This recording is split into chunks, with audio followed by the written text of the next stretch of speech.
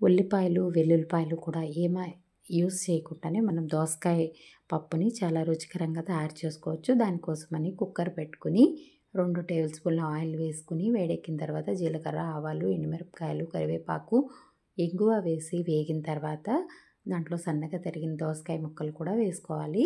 ఈలోగా పక్కన ఒక ప్యాన్లో కందిపప్పు వేసుకొని మీడియం ఫ్లేమ్లో పెట్టుకుని జాగ్రత్తగా కదుపుకుంటూ దూరగా వేయించుకోవాలన్నమాట, మాడిపోకుండా.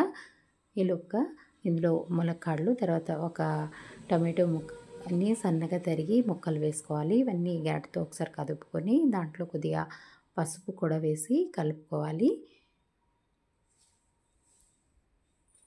ఈ రకంగా మనం వేయించి పప్పు తయారు చేసుకున్నట్లయితే చాలా టేస్టీగా వస్తుందన్నమాట దోసకాయ పప్పు. అయితే ఈ కందిపప్పును కూడా ఒకసారి కడిగేసి తర్వాత ఈ ముక్కల్లో పప్పు వేసేసి తగినన్ని నీళ్లు పోసి మూత పెట్టేసుకోవాలి.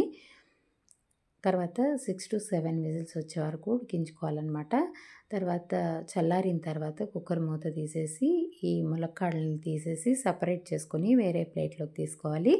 తర్వాత ఈ పప్పులో చింతపండు రసం, తర్వాత ఉప్పు, తగినంత ఉప్పు, కారం కూడా వేసి గరిటెతో బాగా కలుపుకుంటూ పప్పుని మ్యాష్ చేసుకోవాలి.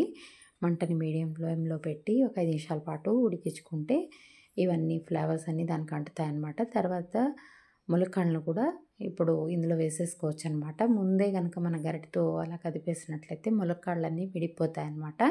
ముందుగా ఇవన్నీ ఇంగ్రీడియంట్స్ వేసి బాగా కలిపిన తర్వాత మన ములక్కాడలు కూడా వేసేసి తర్వాత చివరిగా మళ్ళీ కరివేపాకు కూడా అందులో వేసేసుకున్నట్లయితే మంచి ఫ్లేవర్ అనేది పడుతుందన్నమాట ఫ్రెష్గా. ముందు పోపులో కూడా వేసాం, మళ్ళీ చివరిలో కూడా వేస్తే ఆ ఫ్లేవర్ అనేది బాగా పడుతుందన్నమాట.